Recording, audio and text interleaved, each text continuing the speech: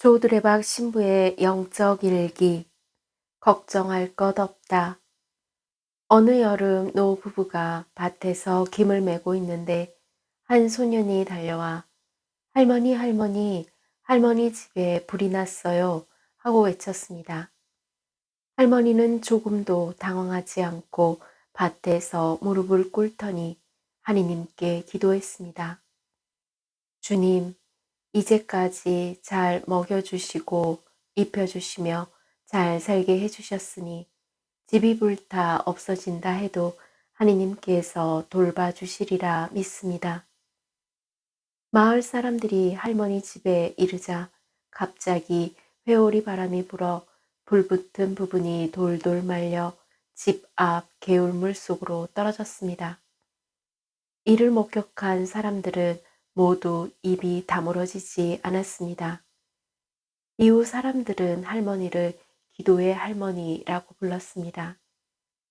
기도하지 않고서는 어떤 기적도 경험할 수 없습니다.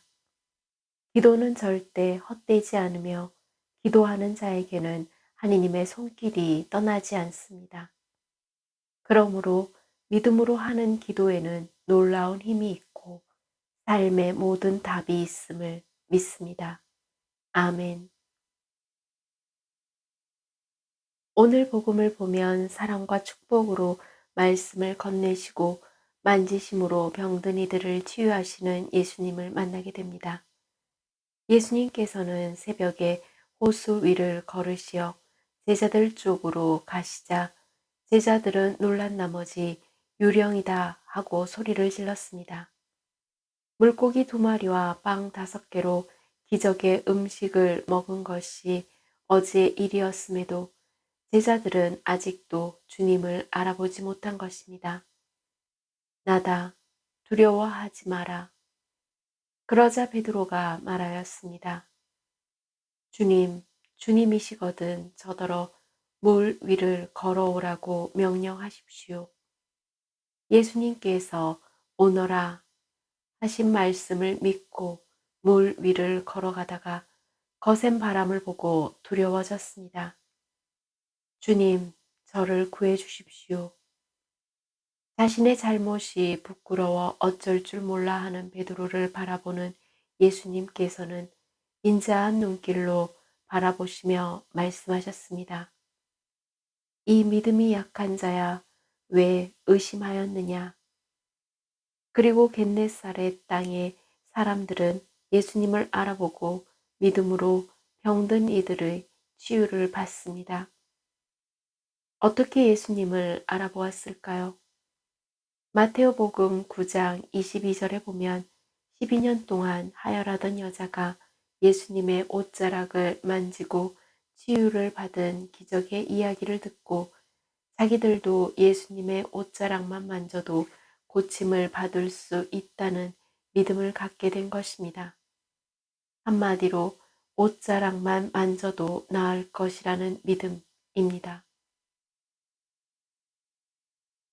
이런 확신한 믿음만 있으면 어떤 풀 수 없는 문제는 이미 풀렸고 그리고 사람의 힘으로 불가능한 것도 확신한 믿음으로 이미 해결되었음을 믿고 기도하시기를 바랍니다.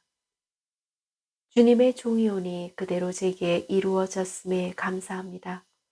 아멘. 사랑하는 고우님들, 놀만 빈센트 박사라는 분은 양복 안쪽 주머니에 늘 넣고 다니는 쪽지가 있다고 합니다. 하느님의 빛이 나를 둘러싸고 있다. 하느님의 사랑이 나를 품고 있다. 하느님의 능력이 나를 지키고 있다.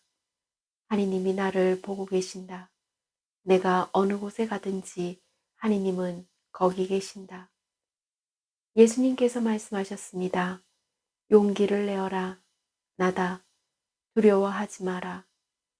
그러므로 고운님들 삶의 자리에서 바라보는 모습이 여러 가지가 있겠지만 오직 십자가의 예수님만을 바라볼 수 있는 믿음의 은총이 있기를 바랍니다. 또한 여기저기서 들려오는 많은 소리가 있겠지만 하느님의 말씀이 들리는 은총이 있기를 바랍니다. 그러므로 저 두레박 사제는 고우님들의 앞날에 하느님께서 변함없이 함께 하실 것을 믿기에 큰 소리로 걱정할 것 없습니다. 라고 전합니다. 이제 고우님들은 눈에 보이는 것, 귀에 들리는 것 중에 사랑과 축복을 건네시는 하느님의 말씀을 듣고 십자가의 예수님을 찾고 바라보는 믿음이 있으시기를 바랍니다. 저두리박 사제도 하느님의 말씀을 듣고 십자가의 예수님만을 바라보면서 몸과 마음이 아픈 고우님들과 아픈 이들을 돌보는 고우님들, 그리고 고우님들의 자녀에게 주님의 치유와 회복의 은총이 임하시기를 기도합니다. 영적 일기를 마무리하면서 그리스도 주 예수님만을 믿으며 기도하는 고우님들 모두에게 주 예수님의 보살핌과 성령의 충만함으로 치유와 회복의 은총을 누리시기를 주님의 이름으로 강복합니다. 아멘.